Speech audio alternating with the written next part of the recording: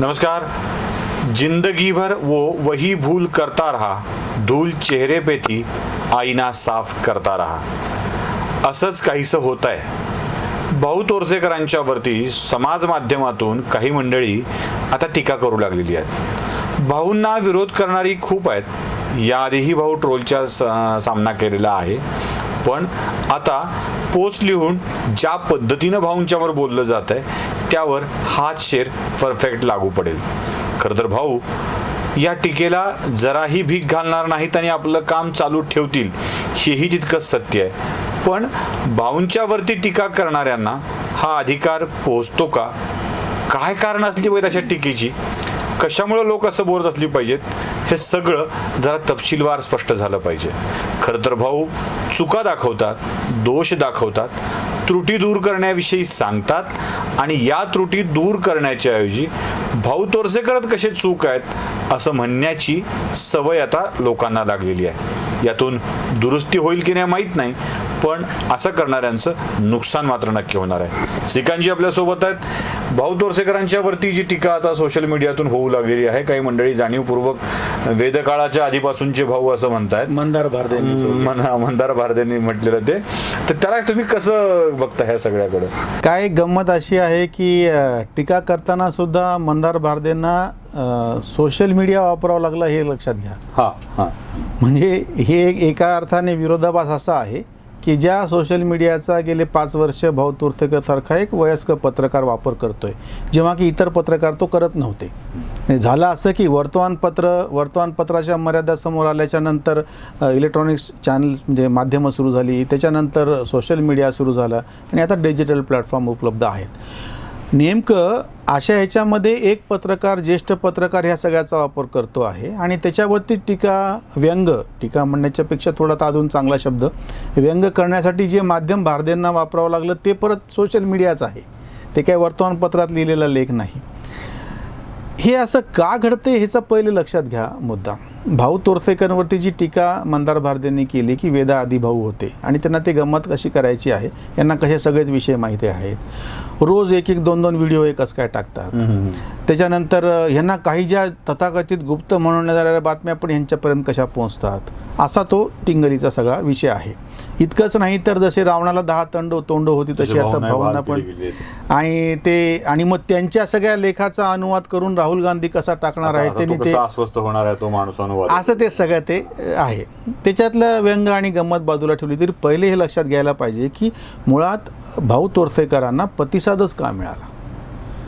5 वर्षापूर्वी 6 वर्षापूर्वी जेव्हा त्यांनी जागता पहारा नावाचा त्यांचा ब्लॉग सुरू केला आणि त्यावेळेसपासून त्यांची एक भूमिका अशी सतत राहिलेली आहे, प्रस्थापित माध्यमं ज्या गोष्टी दाखवत नाहीत, ज्या गोष्टी पत्रकार सांगू पाहत नाहीत, ज्या गोष्टीची सर्वसामान्य माणसांपर्यंत म्हणजे सर्वसामान्य माणसाला त्याची आवड आहे किंवा समजून घ्यायचं आहे किंवा उत्सुकता आहे आणि ते पत्रकार पोहोचवत नाहीत। म्हणजे आधी म्हणजे लिखित स्वरूपातली वर्तमानपत्रांच्या मर्यादा होत्या म्हणून इलेक्ट्रॉनिक्स चॅनल आले, त्यांच्या मर्यादा होत्या म्हणून सोशल मीडिया आला, त्याच्यासोबतच एक आता डिजिटल प्लॅटफॉर्म उपलब्ध झाले। तशाच पद्धतीनं ह्या सगळ्या माध्यमातून ज्या गोष्टी येत नाही आहेत त्या सांगणारं कुणीतरी आलं, हा पहिला मुद्दा आहे। भाऊ तोरसेकर आज एक समोर नाव आहे, नुसतं एक व्यक्ती म्हणून नाही, आपण ती वृत्ती नेमकी समजून घेऊयात काय आहेत ते। म्हणजे सर्वसामान्य लोकांना काहीतरी ऐकायचं होतं, काहीतरी वाचायचं होतं आणि जी आमची प्रस्थापित माध्यमं, त्यांच्यामधले लेखक, ज्येष्ठ पत्रकार, विद्वान लोक हे देत नव्हते। म्हणजे ही एक प्रतिक्रिया होती सर्वसामान्य माणसाची। दुसरी गोष्ट अशी आहे की नुसती चर्चा करणं वेगळं आणि कृती करणं वेगळं। भाऊ तोरसेकरांनी 5-6 वर्षापासून ब्लॉग चालवला, त्या ब्लॉगला 1 कोटीपेक्षा पुढं व्ह्यूवर्स भेटले, 1 कोटीच्या पेक्षा जास्त झाले। तसंच त्यांनी ह्याच्या आधी स्वतःचा चॅनल सुरू करायच्या आधी इलेक्ट्रॉनिक्स माध्यम ह्या छोट्या यूट्यूब चॅनलचा वापर करून इतरांना मुलाखती दिल्या आणि त्या सगळ्यांच्या ह्याच्यावरती त्याला प्रतिसाद भेटला. म्हणजे त्याला टेस्टिंग म्हणतो ना आपण, हे 6 वर्षापासून चालू आहे. तिसरी गोष्ट म्हणजे जेव्हा त्यांनी आता लॉकडाऊनच्या काळामध्ये तुम्हाला असं लक्षात येईल की पत्रकारितेमध्ये एक प्रचंड मोठी अशी अडचण किंवा त्याची गोचीच तयार झाली होती की आता नवीन काय द्यायचं, सगळंच बंद आहे. छापील वर्तमानपत्र काढून वाटणं शक्य नाही, पत्रकारांना बाहेर फिरणं शक्य नाही. इतकंच नाही तर काही वाहिन्यांवरती जुन्याच मालिका, रामायण दाखवलं, महाभारत दाखवलं, आर्य चाणक्य दाखवलं, उपनिषद गंगा दाखवलं किंवा काय काय सगळं. अशा परिस्थितीमध्ये लोकांना काहीतरी नवं आणि वेगळं देणं पाहिजे होतं. ती एक पोकळी तयार झाली होती आणि ती भावनी भरून काढली. आणि त्यांनी जेव्हा यूट्यूब चॅनल प्रतिपक्ष नावानं नवा सुरू केला आणि 4 महिन्यात त्याचे सबस्क्रायबरची संख्या तर 1 लाखाच्या जवळपास आली. 98,000चा आत्ता आकडा झालेला आहे आणि 1 कोटी व्ह्यूवर्स आहेत. त्याच्यामुळे भाऊंवरती टीका व्यंग करताना आधी हे लक्षात घ्या की नेमकं ह्याला प्रतिसाद का भेटला. आधीच्या बरं ही गोष्ट एखाद्या तरुण ज्याला आपण स्मार्ट पत्रकार म्हणून त्यालाही करता नाही आली आणि ज्येष्ठ अनुभवी त्यालाही करता नाही आली. जे प्रत्यक्ष सक्रिय त्या पत्रकारितेमध्ये आहेत त्यांनाही करता नाही आली किंवा सक्रिय पत्रकारितेमधून थोडेसे बाजूला झालेत अशा नाही करता नाही आली. म्हणजे ही इतरांना न करता आलेली गोष्ट मराठीतल्या एका पत्रकाराला करता आली.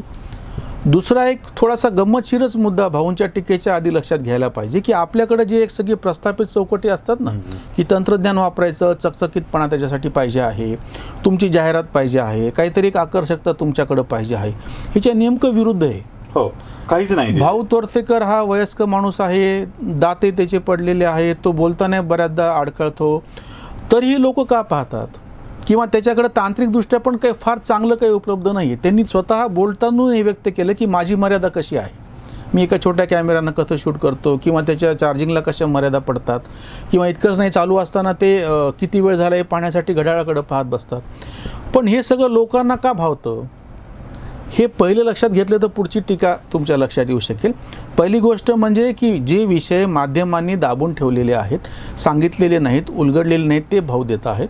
दुसरी गोष्ट म्हणजे ह्या लॉकडाऊन आणि त्या काळामध्ये वेगळं काय करायचं ह्याच्यासाठी जेव्हा प्रस्थापित माध्यमं अडचणीत सापडली, गोचीमध्ये आली, अशावेळी एक पत्रकार आपल्या अनुभव आणि जी काय आपल्यापाशी उपलब्ध माहिती त्या आधारावरती काही गोष्टींचं वेगळं विश्लेषण करून सांगतो आहे.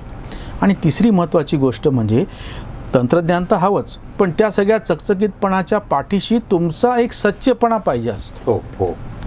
ही गोष्ट दुर्दैवाने आपल्याकडे विसरल्या गेली. म्हणजे संपादक हा संपादकाच्या पातळीवर ज्या काही व्यवहारिक तडजोडी करतो आणि त्याच्यामुळे त्याच्या वैयक्तिक पातळीवरती त्या ग्राह्य आहेत आपण समजू शकतो. पण सर्वसामान्य वाचकाला जेव्हा तुम्ही असं का लिहिलं ज्याचा मला अर्थ लागत नाही आणि ज्याचं विश्लेषण संपादक देऊ शकत नाही, पत्रकार देऊ शकत नाही, की समोर तुम्हाला दिसत आहे की मोदींचा विजय होतो आहे आणि पत्रकार तसं लिहित नाही आहेत. 2014चं त्यांनी ते उदाहरण दिलेलं आहे की समोर, आणि शेखर गुप्तासारख्या ज्येष्ठ पत्रकारांनी हे कबूल केलं की आम्हाला तो विजय दिसत होता पण तो आम्हाला पाहायचा नव्हता. आता ही जी पत्रकारांची त्या निमित्ताची जी वृत्ती होती ती सर्वसामान्य लोकांना ती पटली नाही आणि म्हणून मूळ सर्वसामान्य लोकांची जी भावना होती किंवा त्याला जे सत्य समजून घ्यायचं होतं ते भाऊसारखा पत्रकार मांडतो. त्याच्यामुळे ही प्रतिक्रिया उमटली. त्याच्यामुळे भाऊंवरती टीका करण्याच्या आधी हे समजून घ्या की भाऊंना प्रतिसाद का भेटला गेला. समालोचनाला पक्षपाती गृहीत धरणं असं काहीतरी घडलं असावं, कारण ते समालोचन असं होतं.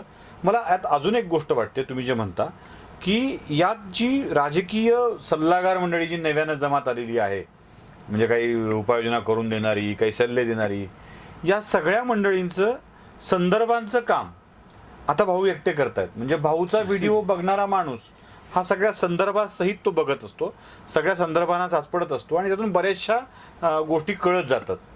कदाचित धंदा बसल्याचा हा राग असेल अनेक लोकांचा की आपला धंदा बसू लागलाय, फारशी गरज उरत नाहीये. त्याच्यामध्ये पत्रकारांची तर अडचण निश्चितच झालेली आहे. कारण काय आहे माहिती आहे का की पत्रकार एक विशिष्ट पद्धतीची प्रतिमा तयार करत होते आणि ती सर्वसामान्य लोकांपर्यंत पोहोचत होती. आता एक फरक पडला की एखादा समजा तुम्ही लेख लिहिलेला आहे, तो कुठल्या तरी वर्तमानपत्रात आल्यानं फार लोकांपर्यंत पोहोचलाच नाही असं घडायचं. त्याच्यामुळे एका मर्यादित वर्तुळामध्ये हे सगळी चर्चा राहायची. सोशल मीडियाचा एक प्रचंड मोठा असं काय म्हणता येईल त्याला ताकद अशी आहे की ते एका सेकंदात पोहोचतं आणि जगभरात कुठेही पोहोचू शकतं. पुन्हा कोणताही कंट्रोल नाही, काहीच नाही ना. त्याच्यामुळे झालं असं की तुम्ही एखादी गोष्ट लपू पाहता आणि दुसऱ्या जर माणसाने ते सत्य समोर आणलं की ते ताबडतोब पसरतं ते. मग अशा वेळी तुम्ही जी मांडणी केलेली होती ती एकदम खोटी ठरते. म्हणजे याचं उदाहरण द्यायचं झालं तर आत्ता गलवान खोऱ्यामध्ये जेव्हा पंतप्रधान मोदी शुक्रवारी जेव्हा तिथे गेले आणि त्या हॉस्पिटलमध्ये त्यांनी भेट दिली आणि त्याचे फोटो आले की त्याच्यावर टीका झाली. ती टीका झाल्याच्या नंतर एकाच दिवसात जेव्हा प्रत्यक्ष सैन्याच्या अधिकाऱ्यांनी त्यावर खुलासे केले आणि ते खुलासे समोर आल्याच्यानंतर त्याचं विश्लेषण केलं गेलं, बहुसकट सगळ्यांनी केलं. मग आधी काल टीका करणारे तोंड घशी पडले, किंवा तुम्ही एखादं खोटा फोटो ट्विट करता आणि ताबडतोब त्याच्या विरोधात कोणीतरी सांगतं की हे चूक आहे आणि ते लगेच पसरतं.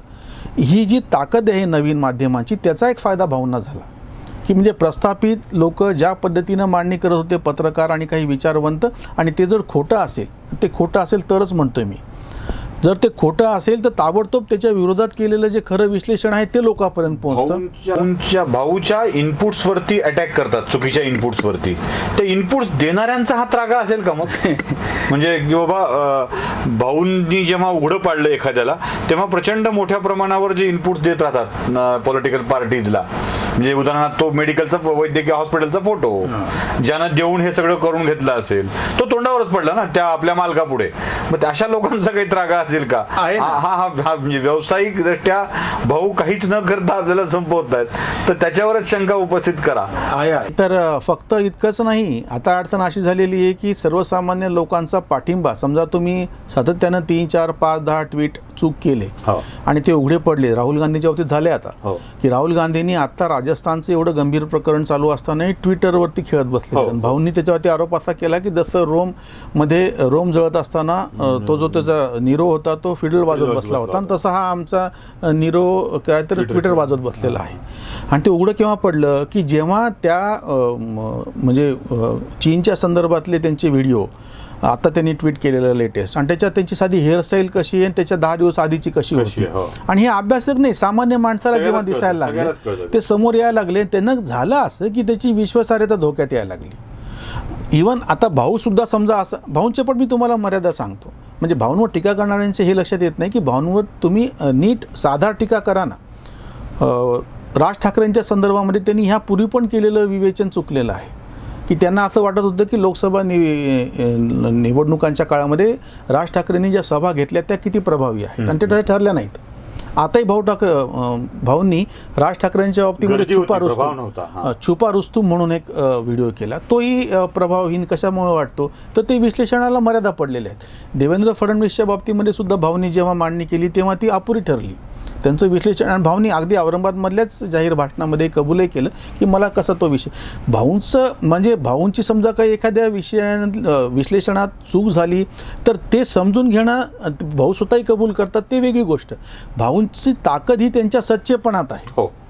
भाऊंना इतकंच नाही तर आता जो दौलतबेग ओल्डी म्हणून जी तिथली जी विमानतळ आहे, म्हणजे ती जी एअर स्ट्रीप आहे, त्याच्या बाबतीमध्ये भाऊंनी दिलेली माहिती अपुरी होती. त्यांना जाणीव करून दिली गेली की बाबा ह्याच्यामध्ये बाकीचे पण, तर त्याच्यावर वेगळा त्यांनी व्हिडिओ केला. भाऊंची ताकद ही त्यांनी जे काही सांगितलेलं आहे त्याच्या सच्चेपणामध्ये जास्त आहे. त्यांचे ज्या ठिकाणी मर्यादा पडल्या तेव्हा ते भाऊ कबूल करून अजून पुढे जातात, हे टीकाकारांच्या लक्षात येत नाही. तर त्यांनी हे पाहायला पाहिजे की तुम्ही टीका करत असताना समोरचा माणूस कशा पद्धतीनं आपल्यासमोर येतो आहे. आणि अजून एक वेगळा मुद्दा तुम्ही लक्षात घ्यायला पाहिजे, भाऊ स्वतःही गमतीनं असं म्हणत आलेले आहेत की जर प्रस्थापित पत्रकार मी जे मांडतो आहे तशा पद्धतीनं किंवा लोकांच्या मनामध्ये जे आहे किंवा लोकांना जे सत्य सांगणं असेल तर लोक माझं पाहणार नाहीत ना, माझं पाहणं सोडून देतील, माझं वाचणं सोडून देतील. त्याच्यामुळे माझा पराभव एका अर्थाने कुठली चांगली पत्रकारिता करू शकेल ना. खरं, पण ते करत नाहीत. म्हणजे त्याच्यातलं अडचण काय आहे ते टीकाकारांनी लक्षात घ्यायला पाहिजे की तुम्हाला पण ही सगळी संधी उपलब्ध आहे. सोशल मीडियाचा सगळ्यात मोठा ॲडव्हान्टेज असा आहे, समाजवादांचे गोडवे गाणाऱ्यांनी लक्षात घ्यायला पाहिजे की एका अर्थाने हा समाजवादच आहे. तांत्रिक समाजवाद ज्याला मी म्हणतो सगळ्यांसाठी उपलब्ध आहे. याच्यावर कोणाची मक्तेदारी नाही. सोशल मीडियावरती कुठलाही माणूस उठून आपला व्हिडिओ त्याच्यावरती अपलोड करू शकतो.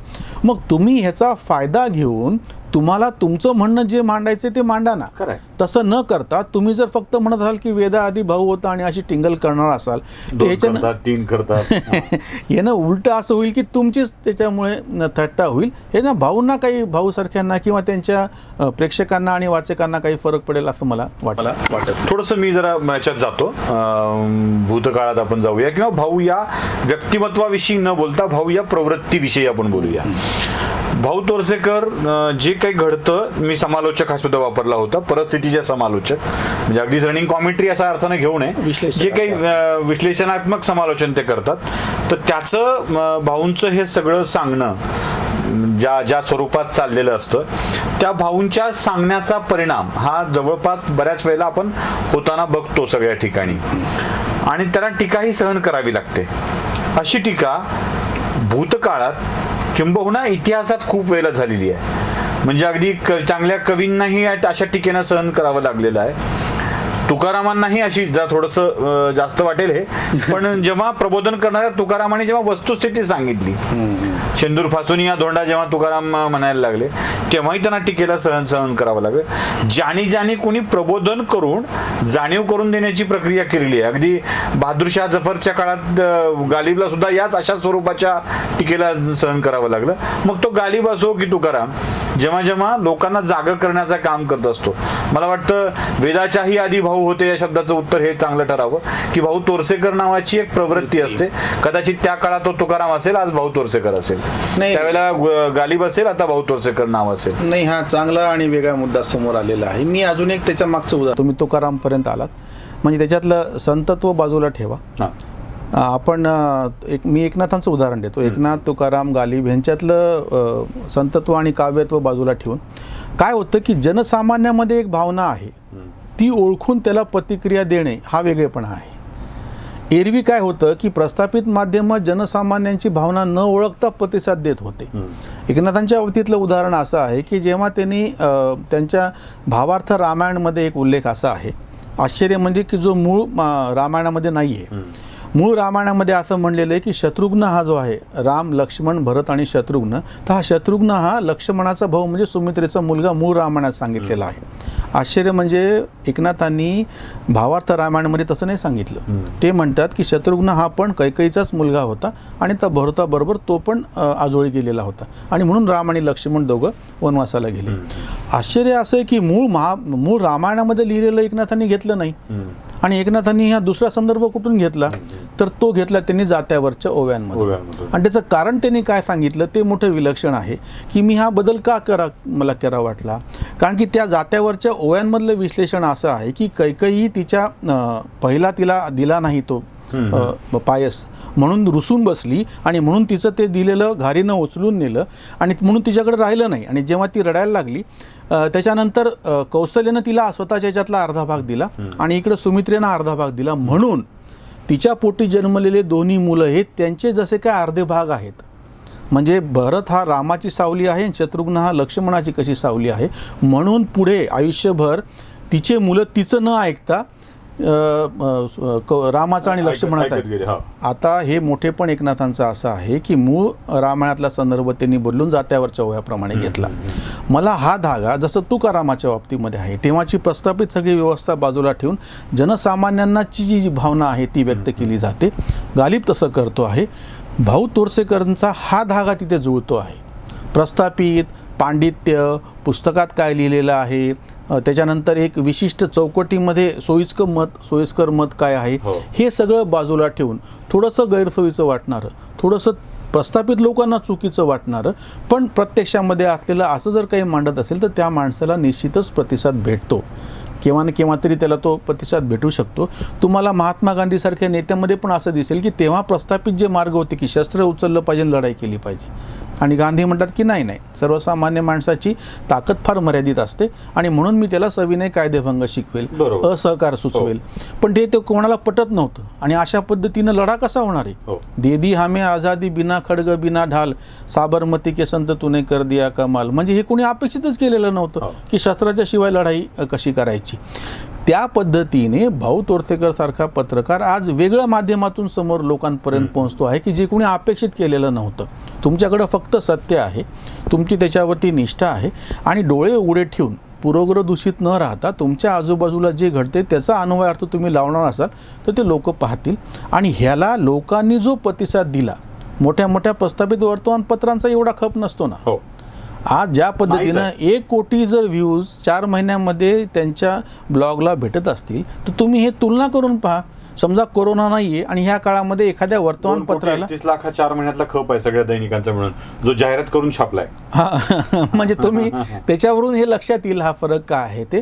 भाऊंच्या विवेचनाला बऱ्याचदा मर्यादा असतात, त्या तुम्ही सांगू शकता आणि स्वतः भाऊ पण हे जाहीररित्या कबूल करतात की माझ्या विवेचनाला काय मर्यादा आहेत, व्यक्ती म्हणून माझ्या काय मर्यादा आहेत, माझ्या आकलनाच्या काय मर्यादा आहेत. पण हा जो सच्चेपणा आहे त्याला लोकांनी प्रतिसाद दिलेला असतो आणि हा सच्चेपणा जर ओळखता आला तर त्यांच्या टीकाकारांना त्यांच्यावरती नीट टीकासुद्धा करता येईल. भाऊंवरती टीका करायची असेल तर पहिल्यांदा भाऊ तोरसेकर समजून घ्यावे लागतील आणि भाऊ तोरसेकर समजले तरच त्यांच्याविषयी बोलता येऊ शकेल. भाऊ तोरसेकर नीट न ऐकता, भाऊ तोरसेकरांच्या विषयी नीट समजून न घेता, अगदी स्पष्टच सांगायचं झालं तर आयुष्यात कधीही पत्रकार नसलेल्या माणसांनी आयुष्याची 4-5 दशकं पत्रकारिता केलेल्या भाऊ तोरसेकरांच्या विषयी केलेलं विधान म्हणजे सरळ सरळ एकदाही पाण्यात न बुडता, एकदाही पाण्यात न उतरता पोहण्याची कला शिकवण्यासारखं किंवा चांगल्या स्विमरला तू कसा चूक आहेस हे सांगण्यासारखं आहे. अर्थात टीका करणारे करत जातात, बोलणारे बोलत जातात. यावर भाष्यच केलं नसतं तर आणखी लोकांनी चुकीच्या पद्धतीनं भाऊंच्या विषयी मत व्यक्त केलं असतं. म्हणूनच आजची ही चर्चा. भाऊ समजून घ्या, भाऊ उमजून घ्या. दोष असतीलही तर ते दोष समजून त्यावरती आघात करा. उगाच व्यंग करता करता आपण दिव्यांग होऊ नका. आणि हे दिव्यांग होणं हे बुद्धिहीनतेचं लक्षण असेल. कुठलंही अंग नसणाऱ्या माणसाला दिव्यांगी व्यक्ती म्हणतात. या लोकांची बुद्धिपंगू झाली असावी, म्हणूनच यांना दिव्यांग म्हटलं तर वावं ठरू नये. आम्ही या अशाच चर्चा करत राहणार आहोत, करत राहू. आपण नक्की पहा, चॅनलला सबस्क्राईब करायला विसरू नका. नमस्कार.